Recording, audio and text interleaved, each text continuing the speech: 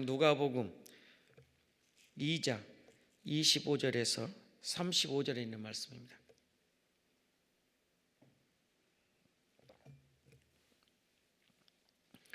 누가복음 2장 25절에서 35절에 있는 말씀이 되겠습니다. 다 찾은 줄 믿고 저와 같이 함께 합독하십니다. 예루살렘에 시몬이라는 사람이 있으니 이 사람은 의롭고 경건하여 이스라엘을 위로를 기다리는 자라. 성령이 그 위에 계시더라. 그가 주의 그리스도를 보기 전에는 죽지 아니하리라는 성령의 지시를 받았더니 성령의 감동으로 성전에 들어가매 마침 부모가 율법 관례로 행하고자 하여 그 아기 예수를 데리고 오는지라. 시몬이 아기를 안고 하나님을 찬송하여 이르되 주제여 이제는 말씀하신 대로 종을 평안히 놓아 주시는도다. 내 눈이 주의 구원을 보았사오니 이는 만민에게 예비하신 것이요 이방을 비추는 빛이요 주의 백성이 이스라엘의 영광이니이다 하니 그의 부모가 그 이외에 대한 말을 들을 놀랍게 여기더라.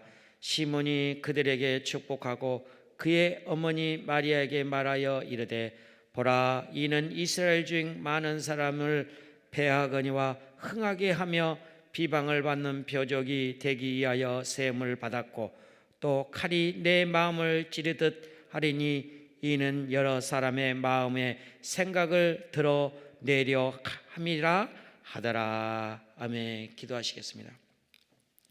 참 좋으신 하나님 아버지, 감사와 찬양을 영광 올려드립니다. 오늘 주말 토요일 이 시간에 우리는 각자의 사람들은 자기 나름대로 생각을 의지하여 육신의 즐거움을 위하여 이생의 자랑과 안목의 자랑과 육신의 정욕을 쫓아 각자에게 머물러서 즐거움을 찾아 지금도 있습니다. 그러나 오늘 성산에 올라온 우리 성도님들은 이걸 다 적고 오직 오늘 이 시간만큼은 구별되어 하나님을 만나고자, 하나님 뜻을 여쭤보고자, 하나님과 함께하고자, 거룩한 삶을 어떻게 살아가고 그 믿음의 원리를 또 알아가고자, 또 믿음의 길을 가고자 그런 영적인 세계를 알기에 오늘도 이렇게 성산에 올라와 하나님을 찾아 이 자리까지 왔습니다. 이미 이 말 믿음과 이런 생각이 있을 때는 이미 집에 나올 때부터 하나님이 성령님이 이미 만지심이 있었기에 이 자리에 온 줄로 믿습니다. 오늘 이 밤에도 한 번도 빠짐없이 은혜 받고 돌아가도록 도와주시옵소서. 말씀을 전하는 제 자신에게도 오늘 듣고 가는 우리 성도님들에게도 들을 때는 낙심에 대했거나 우울함에 있거나 답답했거나 돌아갈 때는 답답한 것들이 풀려지고 흉악한 결박들이 풀어지고 마음의 위로를 얻고 마음의 기쁨을 얻고 확신을 얻고 돌아가도록 성령님 역사하여 주시옵소서. 예수님의 이름으로 감사하며 기도드리옵나이다. 아멘. 할렐루야. 하나님 은혜와 평강의 축복이 저와 여러분이 함께하기를 주의 이름으로 축복드립니다. 오늘 말씀의 제목을 같이 한번 따라해 볼까요? 성령의 위로를 기다린 자. 성령의 위로를 기다린 자입니다. 왜 성령을 위로를 기다릴까요? 오늘 본문 주인공이 시몬이 본문 중에 나와 있는 제목 내용입니다. 여러분, 성령이 어떤 역할을 하기에 시몬은 성령을 위로를 기다리고 있었을까요? 여러분, 우리 한국 교회만 봐도요, 우리가 알 수가 있습니다. 성령이 임재한 교회와 성령이 추구하지 않고 성령 운동하는 교회는 차원이 다릅니다. 여러분, 대표적으로 성령 운동을 일으켰던 여의도의 모 교회, 그 교회는 성령 운동으로 세계 가장 큰 교회를 세웠습니다. 그 목사님이 능력이 있어서 그런 것이 아니고 성령의 역사로 많은 성도들이 믿음이 성령에 의지하는 그 역사가 결과물입니다. 여러분들도 마찬가지입니다. 성령의 위로를 기다리고 성령을 의지하는 그 마음의 역사면 내가 머물러 있는 교회도 그렇게 가능하고요, 내 가정도 불행이 아니라 슬픔이 아니라 괴로움이 아니라 즐거움이 오게 돼 있습니다. 그래서 성령이 뭡니까? 보혜사입니다. 보혜사는 다른 말로 뭐예요? 위로자입니다. 여러분, 그 위로자이신 성령이 내 마음속에 임재하시게 되면 불안이 사라집니다. 답답한 것들이 답답한 것이 아니라 할 수 있다는 거 확신 갖게 살게 되는 거죠. 이렇게 성령의 역사로 이루음으로 말미암아 많은 교회들을 영향을 주었습니다. 대표적인 초대교회의 그 역사도 성령의 역사가 어디서부터 시작했어요? 이미 교회의 출발이 성령에부터 시작해서 출발했습니다. 그 역사가 사도행전 1장을 보세요. 사도행전 1장을 보게 되면 성령을 기다렸던 역사가 120명에게 내려졌습니다. 그 역사의 결과로 2장에 가서는 성령을 더 간곡히 기다렸던 성도들이 역사가 3,000명, 베드로가 외쳤을 때는 5,000명이 외쳤을 때에 강력한 성령의 역사로 말미암아 베드로가 몇 마디만 외쳤을 때라도 여러 사람들의 그 방언대로 그 말씀을 깨달았습니다. 이게 성령의 역사 아니고서는 가능하지 못합니다. 불가능합니다. 성령의 역사가 있는 사도행전의 역사는 곧 성령의 역사와 같은 것이죠. 그래서 성령의 역사는 4장에는 그 성령의 충만이 무언지를 소개하고 있습니다. 그래서 4장, 5장, 6장, 7장에는 성령이 문제로 인해서 성령에 대한 내용들이 계속해서 증언자로서 사도 바울을 통해서 성령의 역사를 기록되어 있습니다. 그러고 나서 마지막 28장까지 성령으로 말미암아 교회가 세워지는 그런 역사가 나타나는 것이 성령의 역사입니다. 여러분, 교회가 존재하는 것은 성령이 있기 때문에 존재하는 것입니다. 그러면 성령이 어떻게 하면 우리가 성령을 받을 수 있을까요? 기도입니다. 기도 없는 성령은 없는 겁니다. 그래서 그 기도라는 방법이 성령을 간구하는 것입니다. 그래서 그러기 위해서는 우리 마음속에는 성부, 성자, 성령 이 삼위일체는 하나님인데 그 영을 내 마음속에 모셔야 돼요. 그래서 입술로 고백을 하셔야 돼요. 성령이 내 안에 들어오기를 환영합니다. 인정합니다. 사모합니다. 바라봅니다. 그렇게 여러분 시인하고 고백을 하셔야 돼요. 그래야 그 성령이 우리에게 임재합니다. 물론 사람들이 아니 기도하는 주의 이름으로 기도하는데 왜 성령이 없냐 그렇게 생각할 수 있는지는 모르겠습니다. 그런데요, 여러분이 성령이 믿음의 영웅인 다윗을 보세요. 51편 1절에 보면은 그는 내 안에 성령을 떠나지 않게 해달라고 그렇게 기록되어 있습니다. 여호와 영이 없이는요 구약의 역사도 없습니다. 여러분 신약만 성령의 역사가 있는 게 아닙니다. 구약에도 이미 성령의 역사가 창조 때부터 이미 역사해 하셨어요. 그런 성령의 역사 있기에 여러분이 이 자리에 앉아 있는 겁니다.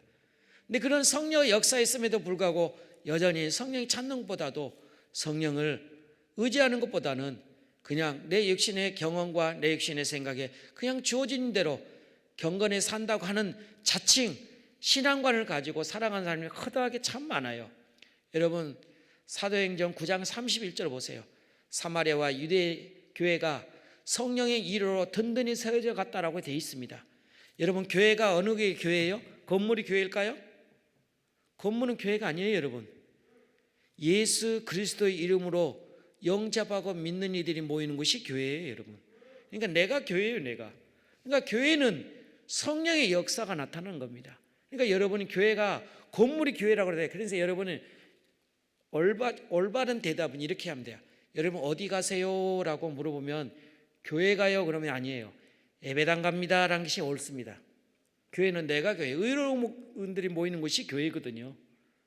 그래서 여러분이 혹이라도 어디 가세요? 그러면 저기 지역에 예배당 우리 섬기는 교회당에 교회당 간다든가 예배당 간다라고 하시는 게 옳습니다. 여러분 교회의 역사는 교회와 이로의 역사는 성령의 역사하는데 의지하는 자, 갈급한 자가 그 성령의 역사입니다. 여러분 성령의 이로와 역사가 없으면 어떤 결과를 가져올까요? 여러분 중국에 신앙에 영향을 주었던 헤스턴 테일러 선교사님이라는 한 분이 계십니다. 초창기에 복음을 사역하다가 낙심할 때가 있었습니다. 사람이란 건 육신 몸을 가지고 있기 때문에 다 느낄 수 있거든요. 사람들은 보는 대로, 느끼는 대로, 생각하는 대로 다 각자의 그걸 하고 있거든요. 근데 때로는 내가 생각했던 대로 안 되면은요 불안하게 지어져요. 낙심해지게 됩니다. 그리고 내가 바랬던 거 있는데 이렇게 하면은 잘 될 거라는 그런 생각들을 가지고 있었습니다. 그렇게 되다가 갑자기 안 되는 경우가 생기면 그러면 슬럼프에 빠집니다. 낙심해집니다. 불안해집니다. 초조해집니다. 우리 신앙도 마찬가지입니다. 헤스더 텔러가 그런 불안과 좌절과 낙심에 있는 그런 시점이 있을 때 그의 여동생인 편지 한 통이 날라왔습니다. 편지 한 통이 날라오는 얘기는 말인지 정리하면 길지만 그 헤스더 텔러가 간단히 요약하게, 오빠, 포도나무는 열매를 맺기 위해서는 한 가지만 찰만 붙어 있으면 돼. 여러분 포도 아시죠? 포도는 원 줄기에서 물을 받아서 수분을 받아가지고 올라서 싹이 돋고 꽃이 피어서 열매가 맺어요. 그냥 가지가 열매 맺는 게 아닙니다, 여러분. 이제 아시죠? 그러니 오빠는 쉬어. 오빠가 하려고 하지 말고 가지에 붙어만 있어. 그러면 자동으로 그 열매는 맺게 돼. 라는 그런 편지 한 통을 보고 그는 그 여동생의 편지를 받은 직후에 그는 엄청난 영적으로 비밀을 알게 되었습니다. 내가 원하는 대로 됐던 것이 아니었고 한 가닥 희망도 보이지 않던 중국 땅에 그 복음의 씨앗이 맺히는커녕 한 명이라도 전도는커녕 안 되고 그 낙심에 있던 헤스더 텔러는 그 여동생의 편지 하나로 말미암아 그는 슬픔이 변하여 기쁨으로 되었습니다. 여러분, 중국은 공산당입니다. 그런데 중국이 왜 이렇게 강국일까요, 여러분? 한번 생각해 보셨어요? 근데 여러분, 북한도 공산국가거든요. 근데 북한은 왜 공산국가인데 저렇게 가난하게 살아갈까요? 한 번쯤 생각해 보셨어요? 여러분, 중국을 바라보세요. 중국은 지금도 가정교회가 많습니다, 여러분. 중국 우습게 여기면 안 됩니다, 여러분. 우리나라가 신앙생활 뜨겁다라고 우리나라가 이렇게 생각하는데 중국도 못지않게 뜨겁습니다. 가정교회들은요 엄청나게 뜨겁습니다. 중국교회는 삼자교회는 있어요. 그거는 정부의 시책에 의해서 세워진 교회지만 그거는 십자가 정신이 있는 교회가 아닙니다. 그냥 하나의 삼자교회로서 정부의 시책에 의해서 목사도 그렇고 앉아있는 것도 하나의, 북한도 그렇죠. 근데 중국은요 가정교회들 참으로 많습니다. 그 외의 역사도 참 많은 내용이 있는데 예전에 제가 한번 간증한 적이 있는데요. 아무튼 헤스더 텔러의 그 영향을 받아 중국이 지금도 복음의 열정은 이루 말할 수가 없습니다. 죽으면 죽으리라 그런 간절함을 가지고 지금도 가정교회를 이끌어가는 지도자들이 참 많습니다. 저는 그래서 중국도 아직도 하나님 쓰시고 있다고 저는 봐요. 그래서 중국이 지금도 미국 다음으로 강국 중에 중국입니다. 1위가 미국이요. 국가적으로도 대부분 이번에 신문 뉴스에 나왔습니다. 우리나라 몇 위게요? 강국이 6위입니다. 일본이 9위로 떨어졌어요. 우리나라가 6위로까지 이렇게 이제 높이 올라갔거든요. 여러분, 하나님 왜 중국을 쓰실까요? 공산국가임에도 불구하고 거기도 한 가닥의 그 복음의 씨앗이 지금도 열정이 있기에 제가 늘 사회 볼 때도 우리 나라와 민족을 위해서 기도하자라고 여러분하고 제가 사회할 때 한번 이렇게 광고를 한 적이 있습니다. 왜요? 여러분, 소돔과 고모라를 보세요. 한날의 생사하복, 한날의 모든 실패와 패배와 모든 권한이 하나님께 달려 있거든요. 그런 중국은 아직도 건재하게 있습니다. 미국도 함부로 못하는 중국이 강해지고 있습니다. GNP 수는 작습니다. 개인 한 사람의 수는 작지만 나라로 봤을 때는 우리나라보다 더 강국입니다. 그렇게 지금은 중국은 우리가 만약에 이렇게 신앙이 저조해지거나 낙심해 있거나 이렇게 더 쓰러지면 하나님은 중국 쓰실지도 몰라요. 그러나 이렇게 뜨겁게 기도 열정하는 것은 중국보다도 우리가 더 열정이지 않을까. 저는 중국을 안 가봐서 저는 잘 모르겠지만 그러나 중국에서 가정교회 다녀오는 목사님들 얘기 들어보면 우리나라 못지않게 뜨겁다라고 그 얘기를 듣습니다. 여러분, 그 헤스더 텔러의 그 영향이 선교사님의 역사가 그 누이의 여동생의 그 말 한마디로 인해서 자유함을 얻고 내려놓음으로 자기가 하려고 했던 그 복음의 전도가 자기가 아닌 성령의 도움을 받고 그 역사로 지대한 영향을 주었던 중에 한 분이 한준입니다. 그래서 저와 여러분이 성령이 없이는 살아갈 수 없다라는 그런 마음속에 금년 한 해는 믿음을 가지고 성령을 모시고 사셨으면 좋겠습니다. 네, 여러분 이거 아셔야 합니다. 성령은 거룩한 영입니다. 거룩한 영은 내가 거룩하지 않으면 영을 떠나버립니다. 그러니까 내가 거룩하면 영은 자동으로 내게 오게 돼 있습니다. 그러니까 내가 거룩하지 않으면 거기 떠나게 됐습니다. 내 안에는 질그릇 같은 존재요. 그래서요, 사도 바울의 많은 믿음의 선지들 사도들도 고백했지만 우리는 질그릇 같은 존재거든요. 그런데 그 안에 보배로운 존재가 있답니다. 그 보배로운 존재가 누구예요? 예수 그리스도를 모시고 있는 개인 한 사람사. 그래서 성령의 역사는 개인 한 사람 한 사람마다 개입하시고 어루만지고 역사합니다. 여러분 더 나아가 성령의 역사는 개인 한 사람 한 사람의 역사 아니라 교회 안에도 역사합니다. 그래서 앞서 제가 말씀드렸지만 성령 운동으로 교회를 성도들이 극락급선하게 부흥성장했던 교회가 여의도의 모 교회, 그 교회를 본받아 성령 운동했던 교회도 한국교회가 생각외로 꽤 많습니다. 그만큼 성령의 역사는 많은 사람들에게 영향을 주고 성령의 역사는 개인 한 사람에게 낙심인자들에게요 자살하고 가려고 했다가도 돌아와서 회개하고 믿음으로 다뤄선 사람이 참 많습니다. 그리고 빛으로 인해서 재정의 문제로 인해서 부부와의 관계로 인해서 낙심해 있다가 회개하고 주님 품으로 돌아와서 그런 역사를 보는 사람들 참 많습니다. 저도 마찬가지입니다.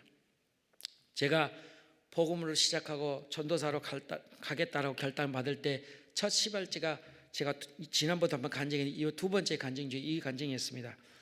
제가 한 교회에서 86년도부터 95년도까지 한 교회에서 섬겨왔습니다.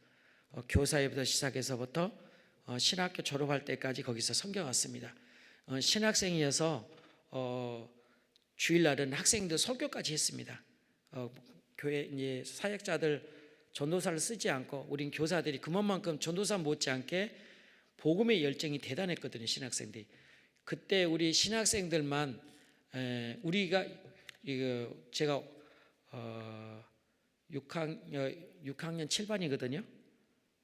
6학년 7반이었는데 66년생들이 가장 열정했던 신앙생활이었어요. 그 당시 저희 교회 학교가 600명이었습니다.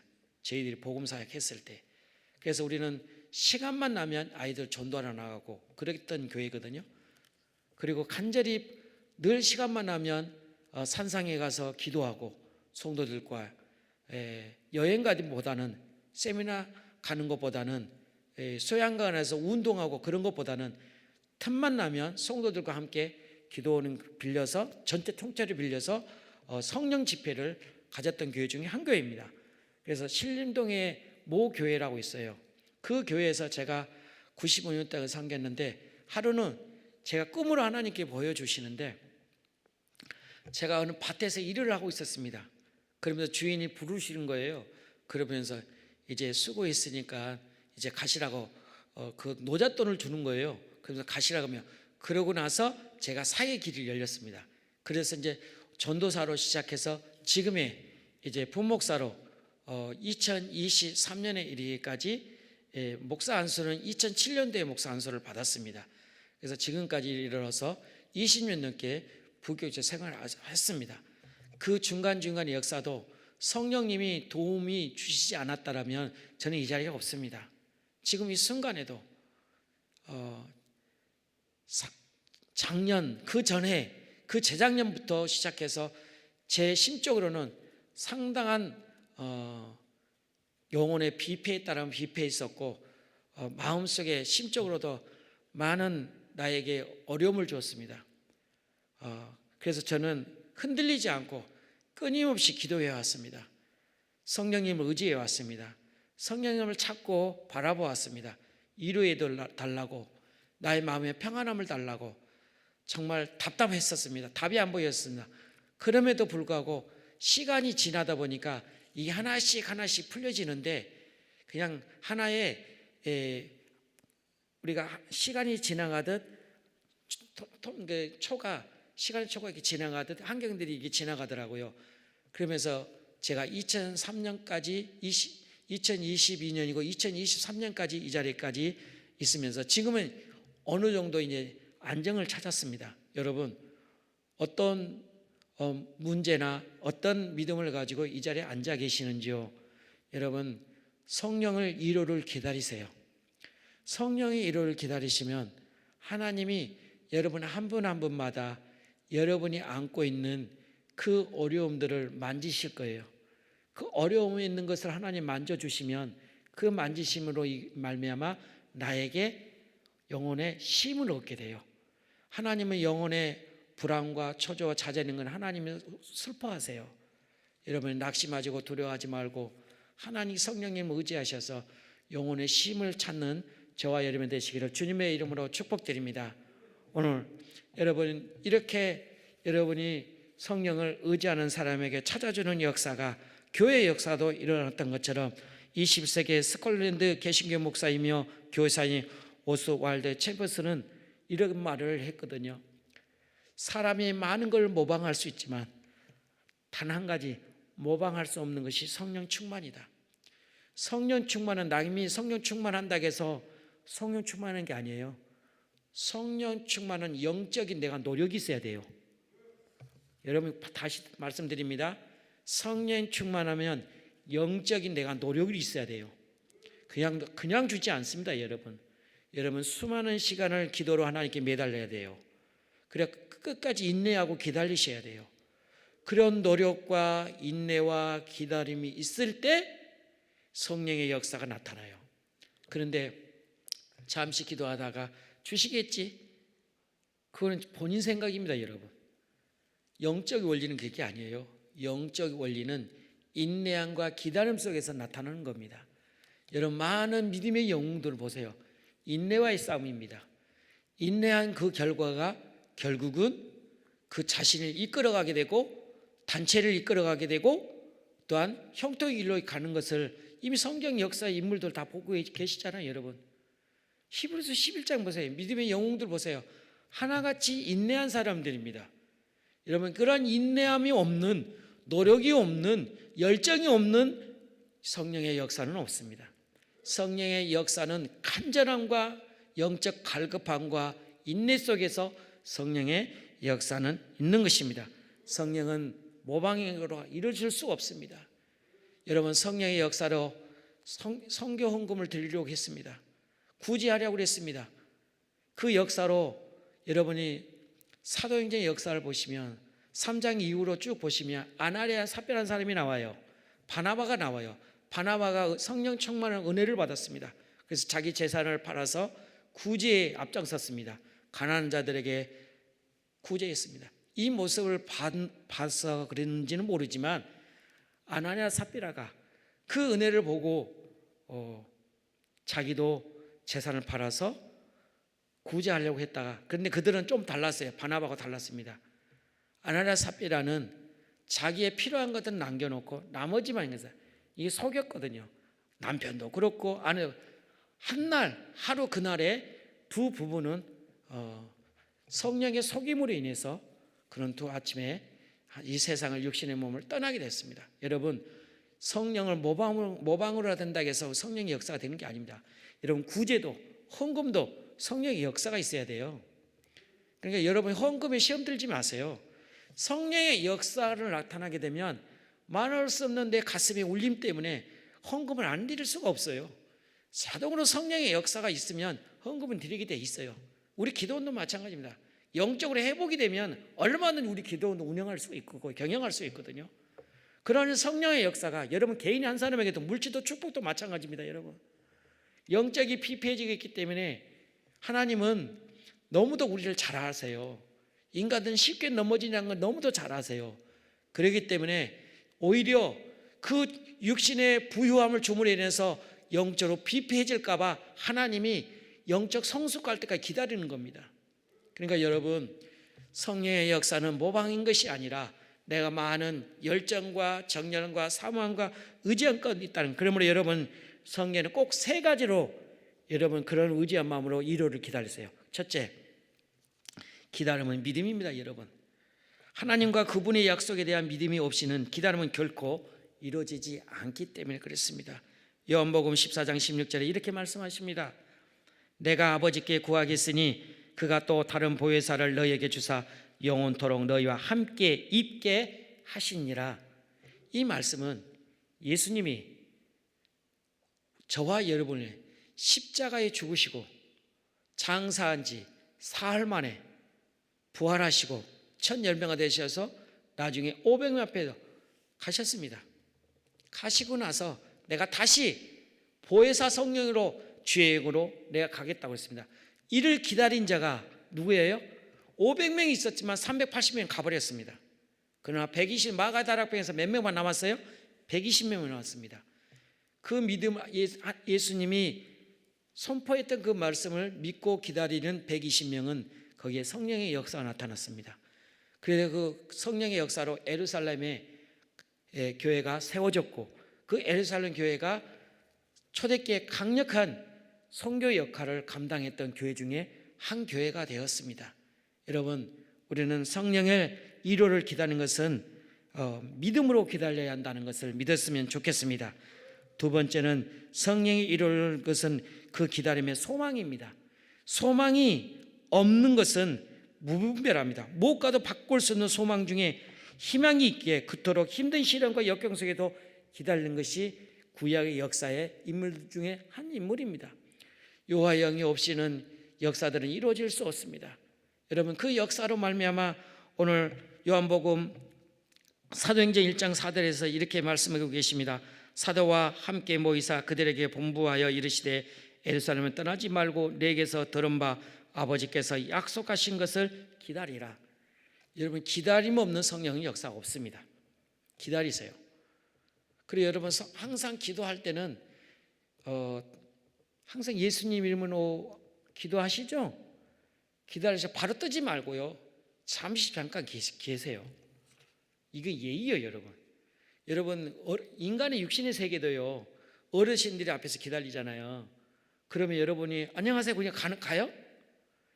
어르신 가는 거 보고 우리가 이제 아랫사람을 기다리는 것처럼 예의입니다. 여러분, 성령은 절대 주권자이시고 우리를 주관자이십니다. 그러면 내가 하나님께 기도를 드렸잖아요. 그런 존경심이에요. 저는 그렇게 해요. 그렇게 하나님을 높여 드리는 거예요. 제가 제 나름대로 그 신앙걸 가지고 저는 그렇게 해요. 그러니까 한번 해보세요. 저는 항상 마무리 기도할 때는 예수님으로 기도합니다. 그리고 항상 마무리 끝날 부분은 나의 원대로 마옵시고 주의 뜻대로 되게 하옵소서 기도하고 잠시 묵상을 해요. 그리고 때로는 조용한 기도구리 기도할 때는 때로는 세밀한 음성이 들려요. 저번에도 내가 한번 간증했을 거예요. 제가 낙심에 처했을 때 휴무날 좀 일찍 제가 기도를 왔습니다. 그래서 너무 답답해서 산책이나 할까 싶어서 산에 올라가다가 돌 의자가 하나 있더라고요. 여기 좀 기도 좀 하고 가야겠다는 마음에 딱 움직임이 있었어요. 그 만짐이 있어서 기도를 해야지 하면서 이제 방언으로 기도 계속 하고 있었습니다. 한 10분 했을까요? 15분쯤 하면 좀 됐을 거예요. 근데 갑자기 하얀 나비가 내 앞을 지나가는 거예요. 그러면서 계속 이게 앞에 왔다 갔다 하는 거예요.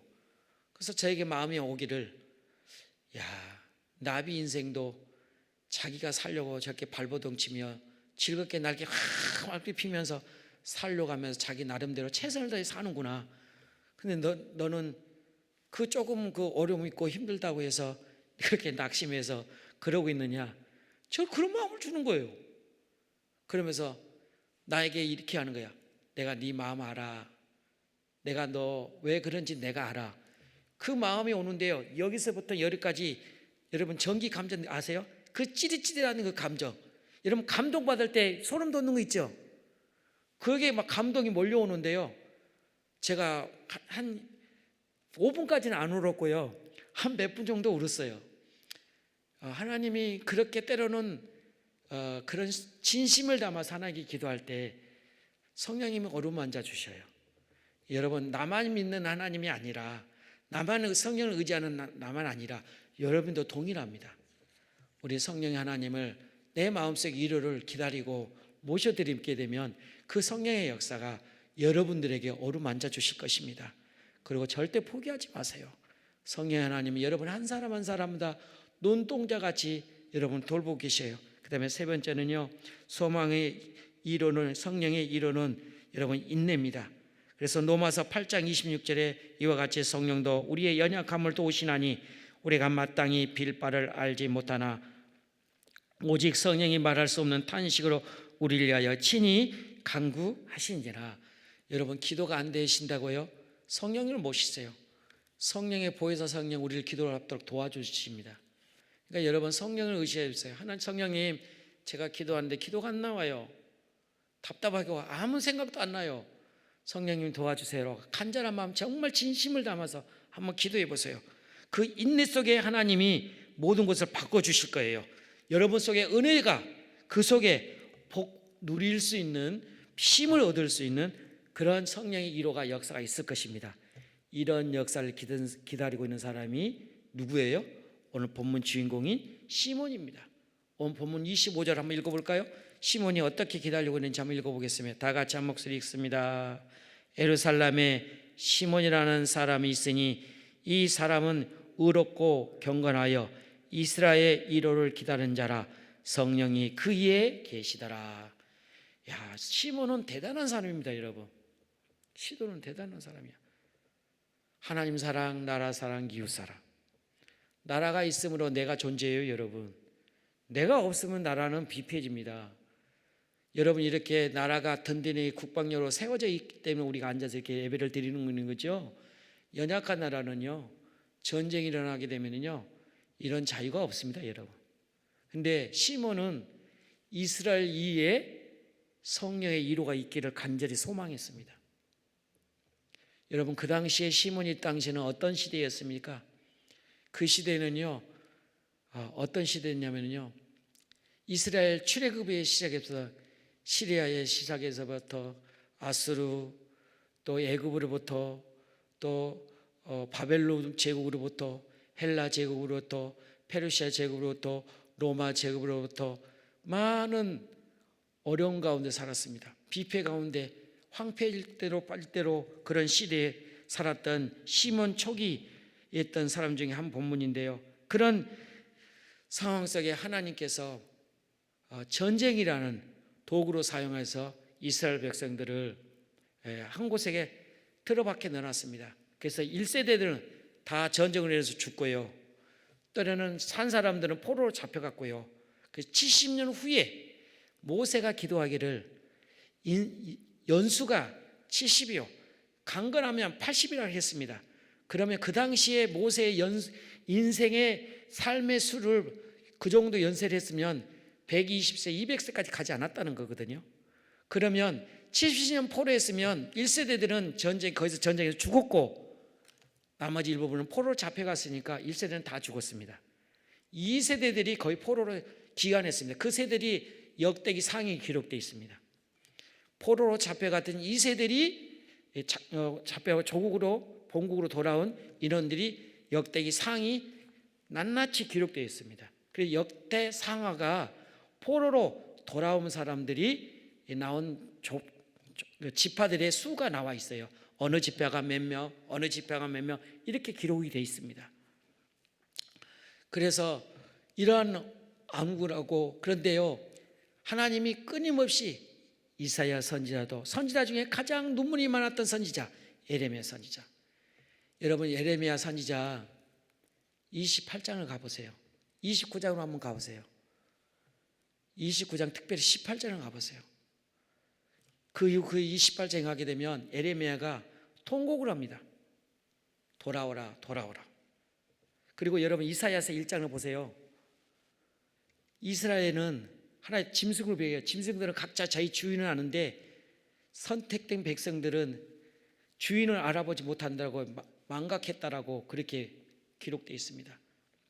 예레미야 29장, 28장, 29장 내에 보게 되면 예레미야가 하나님은 너에게 저주가 아니라 미래의 희망을 주는 거라고. 그래서 너희가 나를 위해서 찾으면 나를 만나고 날 위해서 구하면 너희 구하는 걸 주신다고 했습니다. 그래서 온전한 마음으로 찾으라. 그리고 구하라. 그러면 주신다고 했습니다. 그리고 너희 그렇지 않으면, 내 말씀을 따르지 않으면 내가 전 세계 만방에 칼과 기근과 전염병을 세계 나라에 퍼뜨리겠다고 했습니다. 안 믿는 것 같으니까 한번 찾아보겠습니다. 그냥 나만 쳐다본 것 같으니까 아멘도 안 하고 그래서 이제 한번 보실까요? 29장 11절 볼까요? 자, 같이 찾으세요. 같이 읽게요. 여러분 찾으시면 여러분 직접 경험해 보셔야 돼요. 내가 그냥 할 수도 있거든요. 여러분 직접 찾고 읽으면 좋을 것 같습니다. 11절, 12절, 13절까지 읽습니다. 여호와의 말씀이니라. 너희를 향한 나의 생각을 내가 아느니 평안이요 재앙이 아니니라. 너희에게 미래와 희망을 주는 것이라. 너희에게 내게 부르짖으면 내게 와서 기도하면 내가 너희의 기도를 들을 것이요 너희가 온 마음으로 나를 구하면 나를 찾을 것이요 나를 만나니라. 17절 가세요. 17절 18절 갑니다. 만군의 여호와께서 이같이 말씀하시되 보라 내가 칼과 기근과 전염병을 그들에게 보내어 그들에게 상하여 먹을 수 없는 몹쓸 무화과 같게 하겠고 내가 칼과 기근과 전염병으로 그들을 따르게 하며 그들의 세계 여러 나라 가운데 흩어 확대를 당하게 할 것이며 내가 그들을 쫓아낸 나라들 가운데에서 저주와 경악과 조소와 수모의 대상이 되게 하리라. 그 위를 쭉 보면 내가 이 말씀을 따르지 않으면 이렇게 하겠다는 거예요. 실제로 그렇게 했습니다. 하나님이 포로로 잡혀가지고 마지막 유다의 왕들은 두 눈이 뽑혔고요. 그 아버지 쇠사슬을 묶여있는 상태에 두 아들은 죽고요. 많은 이스라엘 포로로 잡혀갔습니다. 하나님은 그걸 보세요. 순종하지 않았기 때문에. 여러분 지금 코로나 전염병이 아직 종식이 안 됐습니다. 의학계는 여러분 지금 이맘때면 자유를 얻고 마스크 벗고 다닐 줄 알았거든요. 앵걸 지금도 마스크 쓰고 다니라고 했잖아요. 그리고 작년에 연말에 뭐라고 그랬어? 우리나라 뉴스에 실내에서도 마스크를 벗게 한 날이 오게 될 거라고 조일 중이다. 근데 지금 다 조일 안 하고 있잖아요. 지금은 중국이 심각합니다, 여러분. 중국은 심각해요. 그래서 중국에 입국자 들어온 자 여행 갔다 온 사람들은 PR 검사 다시 합니다. 전 세계가 지금 비상 걸렸어요, 여러분. 중국에 다시 변형들이 일어나가지고요. 근데 98%가 우리 대한민국은 항체가 다 보유하고 있답니다. 그래서 10명 중에 7명은 다 확진자래요.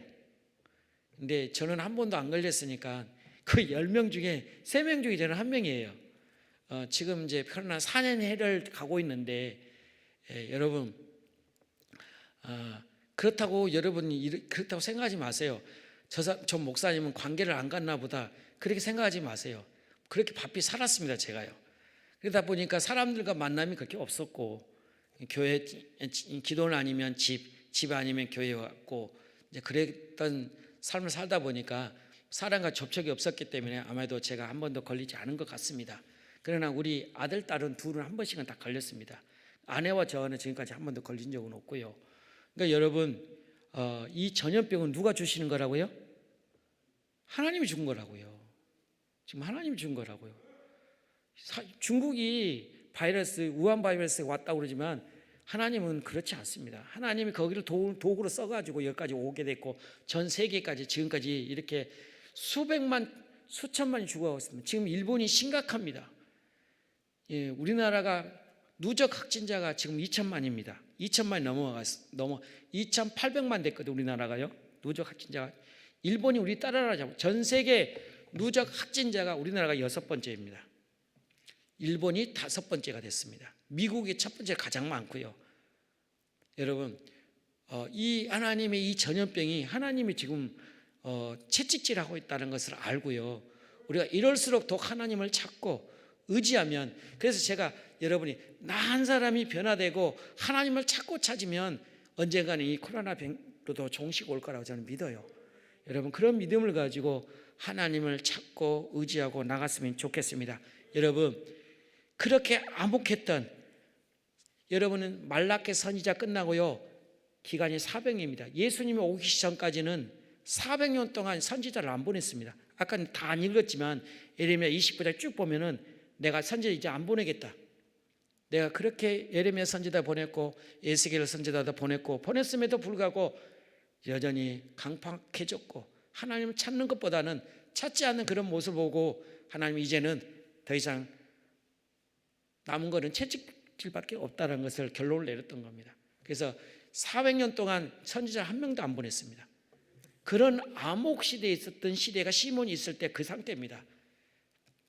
그런 AD 기원전 초기 때 이런 암흑 시대에 있었던 바리새파, 사두개파, 열심당원들 4분 5일 민족 종교로 통일시킬 수 없는 암담한 비폐해지는 그런 시대입니다. 정치적으로는 포로로 잡혀서 황폐해졌던 예루살렘 성, 또 성전은 다 부패적 황무와 같은 성전이 되었었고요. 그런 암흑한 시대에 오직 한 가닥 희망은 하나님의 아들 예수 그리스도가 이 땅에 오는 거였어. 왜 요엘 선지자가 외쳤던 그 예언의 메시지, 우리를 구세주, 우리를 구원할 구세주를 보낼 거를 하나같이 한 가닥의 희망이었었습니다. 근데 오지 않았습니다. 오지 않았어요. 그 외침이 여러분 베드로전서 5장 8절 보면 알아요. 베드로 사도는 얼마나 외쳤으냐면 그 성도들이 하루를 천년을 하루처럼 기다리라. 너무도 지치다니까 베드로 사도가 성도들에게 권면했던 내용입니다. 하나님은 천년을 하루처럼, 하루를 천년처럼 할 수 있는 분이, 시간과 제한이 없는 분이 하나님입니다. 여러분 우리 믿음도 그렇습니다. 신앙도 열매도 그렇습니다. 우리 찾지 못하는 것이 우리가 부족한 뜻이죠. 그래서 여러분 그렇게 이렇게 기도하세요. 하나님, 저는 성질 급해서요 좀 그러는데 저 참을 수 있는 인내함도 좀 주세요. 이렇게 솔직하게 기도하세요. 여러분, 하나님 솔직한 마음으로 기도하시면 하나님 다 들으시거든요. 근데 우리가 그런 것까지 세밀하지 못해요. 여러분, 우리 자녀들이 문제가 있을 때 솔직하게 우리 아이들이 엄마 아빠한테 고백하면 그 아이들 채찍질해요? 안 하거든요. 자기도 인정하거든요. 우리 부모들은 자녀들이 그런 자녀를 되게 좋아해. 근데 나는 안 했다라고 끝까지 목에 힘주면은 용돈 주고 싶어도 안 주는 거거든요. 하나님도 똑같습니다. 여러분, 영적인 원리는 똑같습니다. 우리의 육신의 부모가 자녀와 관계가 그런 것처럼 하나님과 나와 영적인 부모가 똑같습니다. 여러분, 그러면 저와 여러분이 이 암흑가는 시대에 그 나라를 위해, 이스라엘 위해 성령의 이루가 있기를 누가 기다리고 했다고요?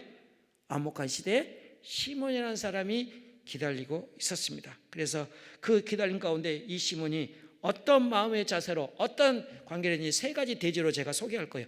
그 첫 번째 대지는 시몬은 그 첫 번째가 나라를 위해 암흑한 시대에 빛이 보이지 않는, 한가닥 희망이 보이지 않는 타락의 비폐로 빠져있는 예루살렘에 이스라엘의 성령의 이루가 있기를 기다렸습니다.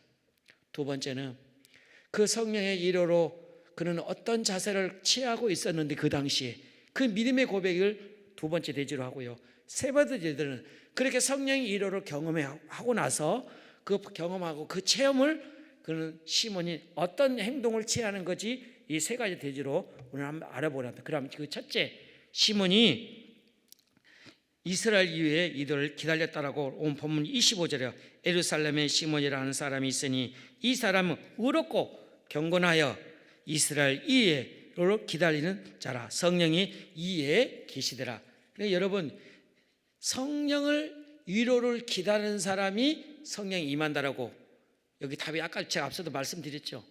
기다리지 않은 사람들은 성령의 역사가 나타납니다. 그래서 성령 여러분을 모셔야 돼요.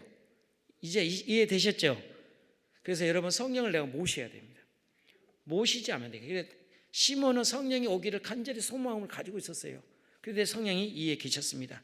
여러분, 근데 여기서 좀 우리가 기억할 것은 성경의 인물들 소개할 때는 항상 앞자리에 단어가 꼭 들어가요. 그래서 헤롯이 얘기했던 유대 왕 헤롯, 천사 가브리엘, 세리데이, 제사장 스가랴, 백부장 골리앗 꼭 이렇게 들어갔는데 시몬에게 그런 영역이 안 들어있어요. 그래서 평신도일까? 성경에는 여기서 평신도라는 말도 없고 제사장이라는 말도 없는데 아무튼 영적으로는 경건 사람을 확신해요. 경건한 사람 위에 성령이 임합니다. 여러분, 그래서 늘 해결해야 돼요. 여러분, 기도가 안 되거든 해결을 하세요. 낱낱이 해결을 하셔야 합니다. 그래야 기도문이 열려요. 회개하지 않는 기도는 절대 기도문이 열리지 않습니다. 하나님 주원 부은 것 같습니다. 그래서 시몬은 경건한 사람입니다. 항상 하나님 앞에 죄를 짓지 않고 항상 어떻게 하면 하나님의 거룩한 삶을 살아갈 수 있을까, 그게 연연했던 사람입니다. 그래서 아무래도 이분은 명성에 틀었다는 없지만 평신도일 수도 있고 아닐 수도 있는 종교의 특별한 분 중에는 한 분인 것은 확실해요. 영웅입니다. 얼마나 영웅이요. 기다린 것도 그 역사도 대단한 영웅이에요. 왜요? 이스라엘 이외에 성령의 이로가 있기를 원했던 겁니다. 그래서 이스라엘 지금 어떤 상태라고 앞서서 제가 말씀드렸는데, 이스라엘은 정치적으로 로마의 압제에 있었습니다. 그런 압제로 인해서 비폐될 지대로 비폐해져 있었고요. 종교적으로 볼 때는 말라기서 이제 400년 동안 선지자가 보내지 않으므로 하나님 말씀이 없는 그런 시대에 있었습니다. 그때 또 한 사람이 탄생했는데 세례 요한이라는 사람이 육신의 복음의 메시지를 외쳤습니다. 그러나 회개하라, 천국이 가까웠느니라라고 세례 요한은 외쳤음에도 불구하고 오히려 권력자들은 세례 요한을 눈초리를 벗어나지 못해 목에 배임을 당하게 불의의 시대에 있었기에 시몬은 이스라엘 이에 성령의 이로가 있기를 간절히 원했습니다. 이렇게 시대적으로 소망이 보이지 않은 시대였습니다. 그 무엇이 기대할 수도 없는 그런 참혹한 시대에 많은 사람이 힘든 힘쓰고 바라볼 수 없는 탄식만 있으면 그런 시대, 그리고 이정재단 정치 지도자는 원망이 있을 그런 시대. 그런데 시몬은 그 시대를 바라보면서 절망하지 않았습니다. 부정적이고 비관적이도 보지 않았습니다. 포기하지도 않았습니다. 오직 그의 마음은 믿음은 오직 소망이 가운데 가지고 기다렸고 이스라엘 이외에 성령의 이로가 있기를 기다려주고 있습니다. 주님께서 이스라엘 이로해 주실 것을 그는 간절히 기도했습니다. 여러분, 오늘 이 시간에 기도할 때도 하나님, 성령 이로가 우리 가정에 우리 자녀들이 있으면 우리 자녀들 이름에 불러가면서 하나님, 우리 딸, 우리 아들에게 성령의 이로가 있기를 원해요. 내 사업장에 성령의 이로가 있기를 원해요. 또 내가 섬기는 교회 목사님에게도 이로가 있기를 원해요. 이렇게 기도를 하세요, 여러분. 제가 기도하는 걸 지금 다 알려드리고 있으니까 기도 잘 모르는 분들은 이렇게 생각나서 이걸 가지고 기도하시면 돼요. 바로 시몬이 그렇게 이로를 희망을 갖고 기도를 했습니다. 그래서 그런 실체를 어떻게 기도해요? 26절 보세요. 26절을 다 같이 읽습니다. 그가 주의 그리스도를 보기 전에 죽지 아니하리라는 성령의 지시를 받았더니 어떻게 돼요?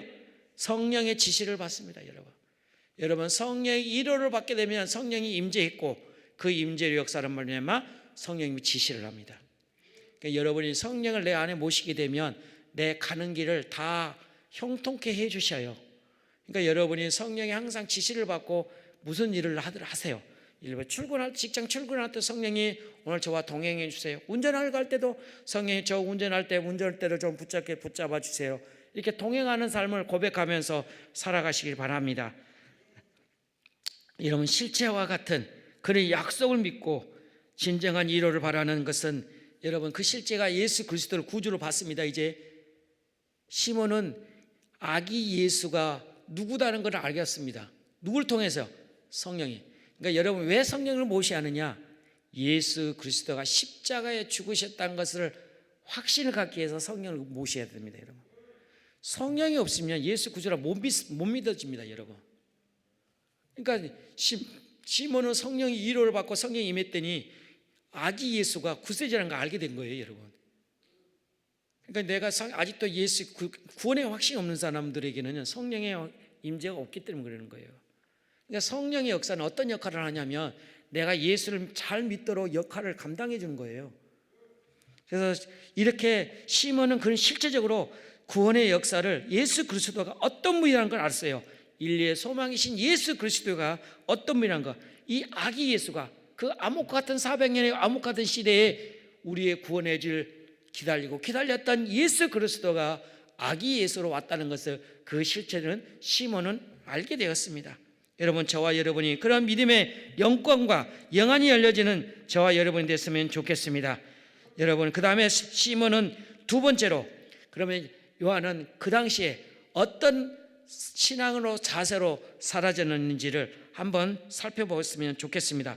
여러분, 시몬은 어떤 자세로 주의 성령이 기다리는지를 주목을 보시기 바랍니다. 25절 다시 한번 읽습니다.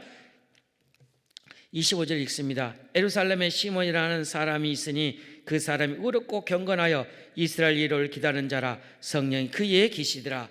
성령이 내게 임재하려면 내가 경건해야 돼요. 경건함이 없는 성령의 역사가 없습니다. 그래서 성령이 그 1호를 역사를 경건에 하셨는데, 그는 항상 경건하다는 것은 이 암흑한 시대, 성령이 없는 세대, 구원자가 없는 세대, 그는 흔들리지 않았습니다. 세상과 타협하고 살지도 않았습니다. 흔들리지도 않았습니다. 타락하지도 않았습니다. 세상 풍조도 따라가지 않았습니다. 여러분, 지금 참 만문이중에 지금 살고 있는데요. 지금 자동차가 있으니까 먹고 즐기고 살기 위해서는 시간만 있으면, 결단만 하면 얼마든지 갈 수 있습니다. 육신의 타락에 빠지기는 쉽습니다. 여러분, 한가닥의 희망이라는 것은, 우리가 이 시몬은 그런 타락한 시대에도 제사장도 그랬고 바리새인파도 그랬고요. 그럼에도 불구하고 그는 흔들리지 않았습니다. 어떤 사람이라고 했습니까? 경건한 사람이라고 했습니다. 여러분, 우리 신앙인은 이럴수록 우리는 더 경건에 힘써야 돼요. 성경이 읽는데, 들으는데, 기도하는데. 여러분은 참 잘하시는 거예요. 주말보다 이렇게 왔다는 게 하나님이 귀하게 여기실 거예요. 그냥 엄마 등 따라서 왔다는 것도 잘 온 거야. 아무나 따라오지 못하거든요. 안 온 애들은 안 오거든요. 우리 아들이, 큰아들이 이제 23살 돼 보니까 잘 안 따라와. 이제는. 옛날은 고등학교 때까지 잘 따라오더니, 가자 그러면 무조건 순정을 따라오더니 지금 안 와. 자기 각자의 볼일이 있다고 컸다고 이제는 따라오질 않습니다. 여러분, 어려우면 어려울수록, 타락한 시대일수록 우리는 더 경건에 힘써야 합니다. 그래야 신앙을 유지할 수 있기 때문에 그렇습니다. 시몬은 성령의 이로를 받기 전에 이런 경건에 힘들리지 않았습니다. 자로는 치우치지 않았습니다. 오직 성령의 이로가 있어지고 환경에 탓하지도 않았습니다. 술과 정욕에 더럽히지 않았습니다. 인생의 목적대로 살지 않았습니다. 그리고 그는 오직 생각이, 그 나라가 알아서 해주겠지. 혹시 우리도 알아요? 정부가 알아서 해주겠지. 대통령이 알아서 해주겠지. 무슨 대책을 세워서 해주겠지. 부모가 해주겠지. 자녀가 해주겠지. 그러한 생각들은 내려놓으셔야 합니다. 누가 해주는 거 아니에요. 내가 하는 겁니다. 내가 하는 거지 누가 해주는 게 아니에요. 이러는 시몬은 내 이로의 성령의 역사가 있기를 간절히 간구했었습니다. 그런 인생의 길에서 한 걸음 한 걸음 인도해 주시도록 죄를 멀리하고 의롭고 경건하게 살아가야 할 것을 그는 믿음으로 살았던 중에 한 사람입니다. 그래서 그 역사가 시몬에게 있었던 것입니다. 시몬은 늘 그런 영적 거룩함의 자세로 살았던 것이죠. 그러니까 저와 여러분이 경건에 힘쓰는 이 어려울수록, 패역한 시대일수록 힘쓰는 저와 여러분 됐으면 좋겠습니다. 세 번째, 시몬은 성령의 이로를 체험을 했습니다.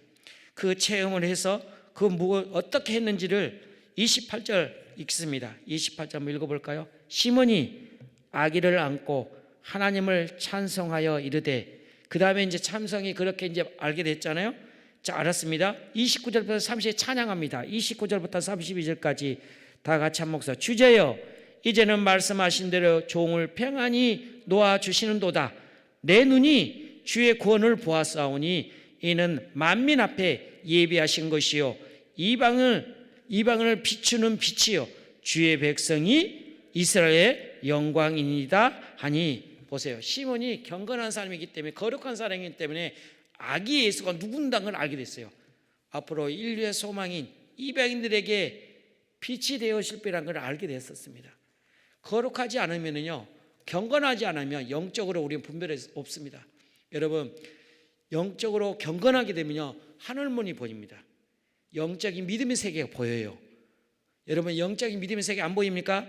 그럼 아직도 내 육신에게 있는 거예요. 영적인 세계를 보이려면 경건의 차원 높인 성숙한 길까지 올라가셔야 합니다. 그러면 그 영적인 세계가 보이게 되면요, 비밀이 보여요. 저 엊그저께 모 교회 학생들이 여기 한 20-30명이 앉아 있었거든요. 그래서 강사 목사님이 금요일 날 설교하시면서 그 학생들의 몇 마디 하셨거든요. 여러분, 믿음의 세계는, 기도의 응답은 우리는 아무나 되는 것이 아니라, 안 된다 그러면 안 되는 거고요. 된다 하고 기도하고 해서 가면은 응답이 되는 거다. 마치 믿음의 세계라는 것은 그런 믿음의 세계를 바라보고 그 실상도 이루어진 것처럼 기도하면 그게 응답으로 이루어져서 우리가 원하는 것들이 이루어질 수 있다라고 하면서 내가 중간에 사회에서 멘트를 넣었거든요. 여러분도 마찬가지입니다. 믿음의 세계, 영의 세계는 내가 하나님의 신령한 경건함이 있을 때 시몬이 그런 것처럼 시몬은 그런 경건에 힘썼던 사람이었기에 구원의 길을 봤던 것입니다. 아기 예수가 이방인의 빛이 되어시고 구원자라는 것을 알게 되면서 그를 찬양하잖아요. 오늘 저와 여러분이 그 구원의 역사가 내 안에 있어지기를 좀 소망합니다. 여러분이 이 외에도 신약성경 요한복음을 보시면 사마리아 여인이 예수님을 만나게 됐습니다. 예수님이 유대를 떠나 갈릴리를 지나 가이라성에 이르렀습니다. 수가라성에 이르렀을 때 한 여인이 야곱의 우물에서 물 깃는 것을 보게 됩니다. 그때 예수님이 물을 달라고 합니다. 그래서 그 사마리아 여인이 그럽니다. 요한복음 4장에 나와 있거든요. 유대인이라는 분이 왜 나에게 물을 달라고 합니까? 이제 사마리아 여인은 왜 이런 얘기를 했냐면 이스라엘이 북쪽과 이스라엘 두 개가 분열됐습니다. 분열 왕국이 있었어요. 그리고 분열 왕국에 나눠지면서 여로보암이 의해서 북쪽 나라가 10지파가 나눠졌습니다. 그래서 북쪽 나라예요. 북쪽 나라가 멸망이 아스르에 의해서 멸망했거든요. 근데 아스르 나라라는 나라가 정책을 어떤 정책을 썼냐면 북쪽 이스라엘 선민들을 혼혈화시키는 게 목적이었어요. 그러니까 유대 민족을 아예 쑥밭으로 만들기 위해서 강제로 자기 나라와 이방인 남자와 여자끼리 결혼하게 했어요. 혼혈화시켜 버렸어요. 그래서 유대 민족들은 전통 유대인들은 사마리아 사람들을 천대시 여겼습니다. 아예 그 선민이 아닌 우리나라의 양놈과 쌍놈이 있듯이 그렇게 천박하게 여겼습니다.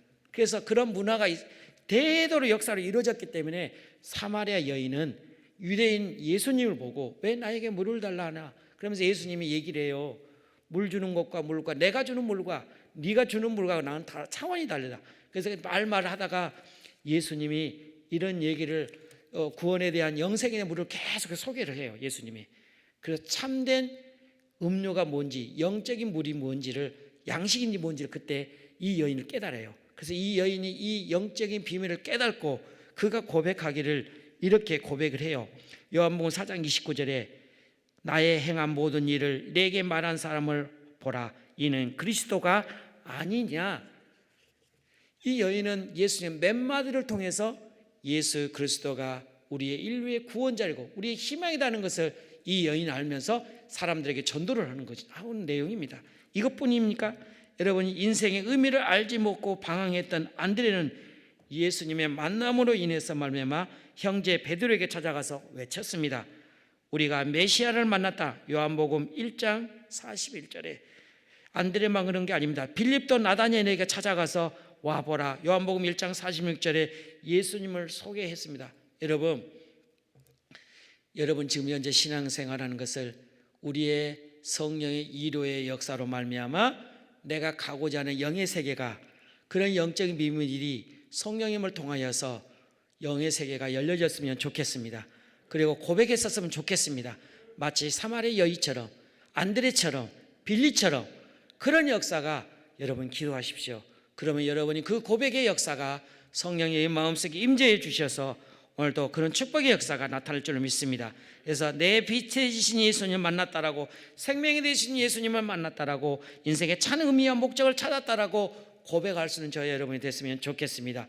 앞서 제가 초두에서 말씀드렸듯이 내가 목회 첫 길을 갈 때도 하나님의 꿈으로 보여주었듯이 그런 나는 만남이 있었기에 여러분 당당하게 고백하고 실제적으로 설명해 드렸잖아요. 그리고 내가 기도했을 때도 이런 응답이 있어서 하나님께 있으니 내가 만난 하나님, 나를 응답해 주신 하나님, 여러분도 동일한 하나님이 있으니 똑같이 역사해 주신다라고 여러분이 권면해 드렸잖아요. 여러분 성령의 이로를 기다리게 되면 성령의 역사가 여러분에게 이러한 구원의 비밀도 영의 세계도 누구나 다 알 수 있고 깨달을 수 있고 들을 수 있다는 겁니다. 말씀을 맺으려고 합니다. 지금 우리가 현재 이 생활하면서 성령의 이로를 기다리는 것은 너무도 중요합니다. 보혜사 이로사가 기다리는 것은 너무도 중요합니다. 우리 일상생활 늘 2023년 한 해는 성령의 위로를 간곡히 의지하고 바라보고 사모하십시오. 그것이 믿음의 실상입니다. 히브리서 11장 1절에 믿음은 바라는 실상에 보지 못하는 증거라고, 하나같이 히브리 11장은 믿음의 영웅들은 소개합니다. 보이지 않습니다. 그럼에도 불구하고 믿음을 나갔더니 그게 실상으로 나타나는 것처럼 성령의 위로가 역사가 있을 거라는 그런 확신을 가지고 기도하면서 믿음으로 소망하면서 인내하면서 가지고 있으면 성령의 역사가 저와 여러분에게 나타날 줄로 믿습니다. 이 믿음을 가지고 우리의 성령의 위로를 기다리시게 된다면 우리가 해결되지 못한 것들을 해결해 주고요, 고통스러운 가운데 있는 사람에게는 고통이 해결해 주고요, 기도가 응답되지 않는 사람들에게는 기도할 수 있도록 성령님이 기도할 수 있도록 기도를 옆에서 도와줄 겁니다. 그리고 하나님은 결코 여러분 잊을 수 없는 하나님의 성령의 역사가 실패할 수밖에 없는 내 환경에서 실패가 아니라 승리자로 이끌어 주실 것입니다. 오늘 시몬이 오랜 세월 동안 성령을 위로를 기다렸던 것처럼, 그 암흑과 시대 기다리는 것처럼, 그리고 성령의 역사가 임했더니 성령의 역사였고, 그를 통해서 성령의 역사가 아기 예수가 구원자라는 것을 깨닫고 모시고, 근데 이 내용을 듣고 고백하는 찬양을 보고 마리아가 이상히 여겼다라고 그랬잖아요. 왜? 이가 누군데 내 아이를 보고 구원자라는 걸 알지? 근데 마리아는 이미 알았기 때문에 알고 있었지만 이 시몬이라는 사람이 고백을 한 겁니다. 여러분 보실까요? 33절 34절 다 같이 한 목소리 읽습니다. 그 부모가 그에게 대한 말을 놀랍게 여기더라. 시몬이 그들에게 축복하고 그의 어머니 마리아에게 말하여 이르되, 보라, 이는 이스라엘 중에 많은 사람을 패하거나 흥하게 하며 비방을 받는 표적이 되기 위하여 세움을 받았느니라. 인류의 십자가의 죽으심을 예표해 주고 있습니다. 여러분, 성령의 역사하면 이렇게 영적인 비밀을 깨닫게 해줍니다. 여러분, 성령의 위로를 기다리십시오. 성령의 위로를 간직하십시오. 모시고 사십시오. 사모하십시오.